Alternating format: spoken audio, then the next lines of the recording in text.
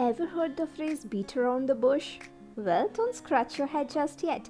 Today we are going to unpack this common English idiom, and by the end of this video, not only you will understand its meaning and usage, but you'll be able to use it like a native speaker.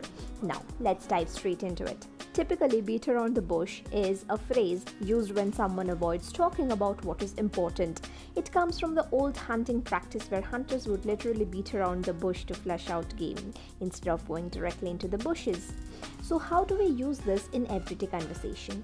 Imagine you're talking to a friend who's avoiding the main topic of conversation.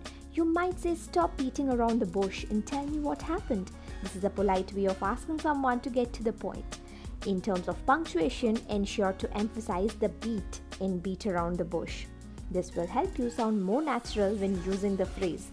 Now, for some grammar rules. Beat around the bush is an idiom, which means it doesn't change form. You wouldn't say beats around the bush or beaten around the bush. It stays the same, regardless of the tense or subject of your sentence. So remember these 3 steps when using this phrase. 1. Beat around the bush is used when someone avoids the main topic of conversation or doesn't speak directly. 2. It's pronounced with an emphasis on beat, and there 3. It's an idiom.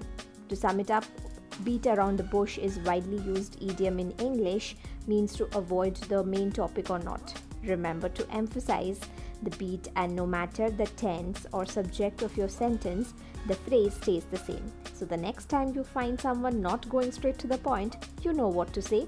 Stop beating around the bush and get to the point.